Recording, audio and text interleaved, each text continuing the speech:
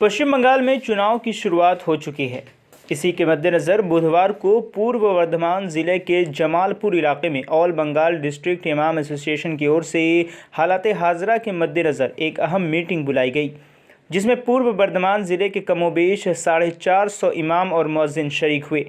इस अवसर पर मौजूद ऑल बंगाल डिस्ट्रिक्ट इमाम एसोसिएशन के अध्यक्ष अहमद अली वारसी ने कहा कि ममता बनर्जी एक ईमानदार नेत्री हैं, जिनकी निगाह में हिंदू, मुस्लिम, सिख, ईसाई सब बराबर हैं, जो सबका भला करती हैं, और यही वजह है कि आज ममता बनर्जी के समर्थन में हम सब लोग निकल पड़े हैं। वहीं अहमद अली वारसी ने कहा कि इस बार ममता बनर्जी तीसरी बार मुख्यमंत्री के पद पर बैठने जा रही हैं।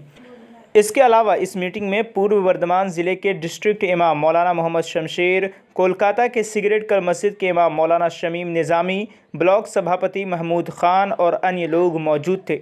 सभी ने एक सुर में कहा कि इस बार पश्चिम बंगाल की जनता ममता बनर्जी को तीसरी बार मुख्यमंत्री के पद पर बैठाने जा रही हैं। माननीय ममता बंदोपाध्याय बांगलार मानुषेर जन्य जा करेছে, सब धर्मेर मानुषके समन्वये रेखे साम्प्रदायिक सम्प्रीति किभाबे बजाय राखते हय আমরা সেটা দেখেছি। তাই আমরা তৃতীয়বারের জন্য মাননীয় মুখ্যমন্ত্রী মমতা বন্দ্যোপাধ্যায় হবেন এবং জামালপুর বিধানসভায় জিতবেন।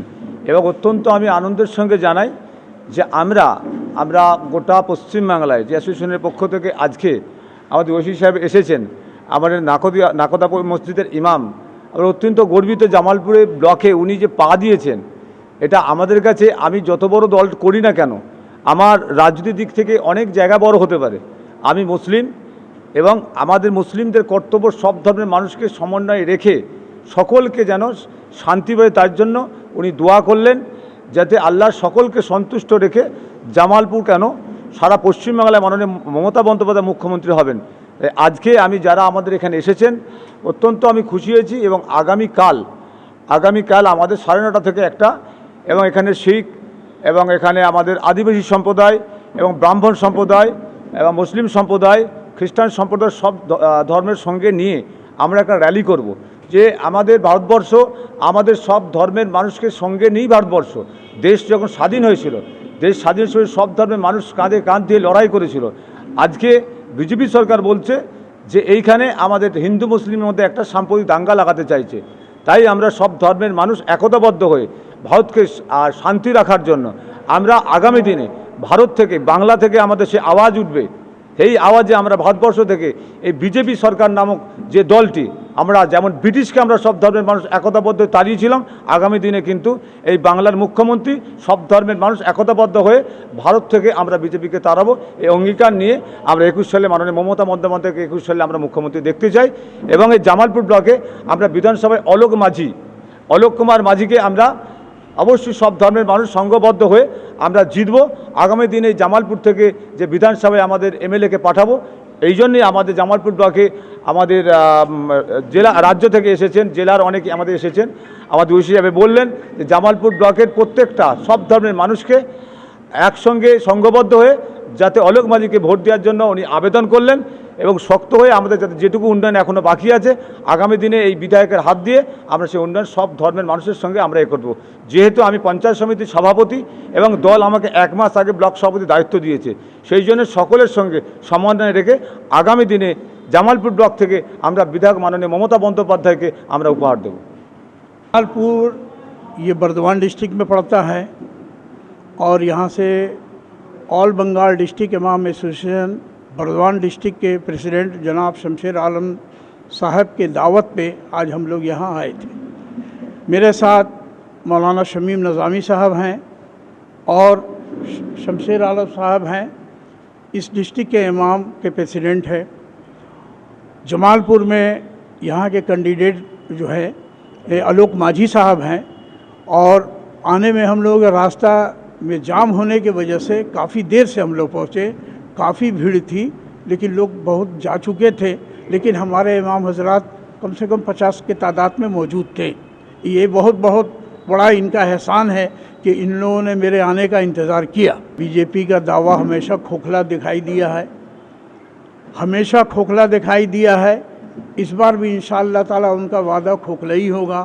कल नंदीग्राम में आज 3 दिन से हिंदू मुसलमान किया जा रहा है कि अगर नंदीग्राम में ममता बनर्जी जीतती हैं तो पाकिस्तान हो जाएगा नंदीग्राम। 10 साल वही वो बोलता है, शुभेंदु अधिकारी बोलते हैं कि हम यहाँ के भूमिपुत्र हैं, जबकि वहाँ के भूमिपुत्र नहीं है, वो दूसरे कस्बा के हैं, दूसरे गांव के हैं। और ममता बनर्जी इस राज्य की चीफ मिनिस्टर हैं 10 साल से, तो वो बाहर की हो गई और उसी चीफ मिनिस्टर के अंडर में 10 साल तक पूरा ख़ानदान भोग किया। उसको उस वक्त समझ में नहीं आया और आज वो बोलता है कि ये पाकिस्तान बनने जा रहा है। कभी नहीं। उनके इंसाफ परस्ती पे, उनके ईमानदाराना तौर तरीक़े पे उन्होंने हर मज़हब व मिल्लत को देखा है, हमेशा बराबर का सलूक किया है, इसलिए ये अक़लियत उनके साथ है। अभी हमने अपने तकरीर में कहा कि हमारा कौम गद्दार नहीं है, मुसलमान कौम वफ़ादार है।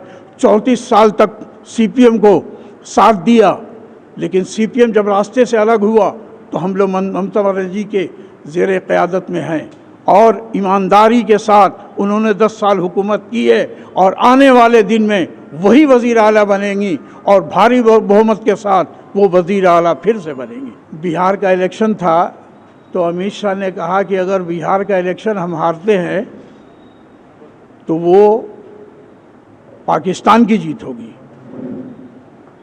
बिहार का इलेक्शन है, पाकिस्तान में पड़ाका फूटेगा, इसलिए हारे बेचारे। जिस वक्त लालू प्रसाद और नीतीश कुमार दोनों मिलकर इलेक्शन लड़े थे, तो ये इनका एक स्लोगन है। जैसा स्लोगन था 15 लाख रुपया आपको देंगे, आपके अकाउंट में जाएगा, 2 करोड़ साल का नौकरी देंगे नौजवानों को, वो भी जुमला। और जाके वहाँ झूठ का, इससे बड़ा झूठ का PhD कोई नहीं होगा।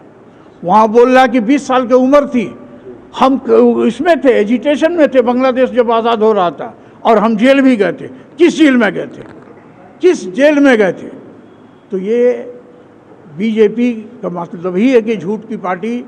और हम अगर जागते रहेंगे, हम अपना सही फैसला करेंगे, हमारे इमाम हजरात सही फैसला करेंगे, अपने कौम को अच्छा और बुरे का तमीज़ बताएंगे, तो यकीनी है कि बंगाल से कभी ममता बनर्जी को कोई हटा नहीं सकता। असदुद्दीन अवैसी हों या अब्बास सिद्दीकी हों, इन लोगों ने हमेशा गलत चश्मा लगाया है।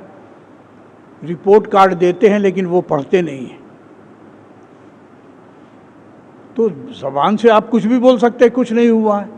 यहाँ इतने सारे लोग हैं, पूरे जिम्मेदारी के साथ बताएं कि आपको कुछ नहीं मिला, सम्मान मिला कि नहीं मिला, आप फ़ख्र से पूरे हिंदुस्तान, पूरे बंगाल में घूमते हैं कि नहीं, आपको इज्जत मिला कि नहीं मिला, और काम, और कौन सा काम चाहिए। जो बच्चा पैदा होने से पहले उसका इंतज़ाम होता है और कब्रिस्तान और शमशान घाट तक जाने तक का गारंटी है। आज जो 5 लाख रुपए का सब्यसाची कार्ड दिया जा रहा है, 25 लाख रुपए का इलाज होता है। एक फैमिली से 4 आदमी का इलाज होता है, तो एक फैमिली का 20 लाख रुपए का इलाज हुआ। पूरे हिंदुस्तान में कहीं है? पूरे हिंदुस्तान में 63,000 इमाम और मुअज्जिन को वजीफा मिलता है। ये वाहिद स्टेट है बंगाल जहाँ के हर तरह से सम्मान दिया जाता है। गरीबों का फ्री, पहले 2 रुपए किलो चावल था, फ्री चावल मिलेगा, अब घर घर राशन पहुँचाया जाएगा। और क्या देना चाहते हैं आप, क्या लेना चाहते हैं? जिसका भी जो आज इतने बीमार हालत में पैर टूटने के बाद भी आपके सामने खड़ी हैं, किसके लिए? सिर्फ आपके लिए। कोई उनका ख़ानदान नहीं है कि उसको ख़ानदान को परवरिश करना है या ख़ानदान को अरबपति करोड़पति बनाना है। सिर्फ आवाम के लिए एक उनका यह है कि हम आवाम के साथ चले हैं और हमेशा आवाम के साथ रहें।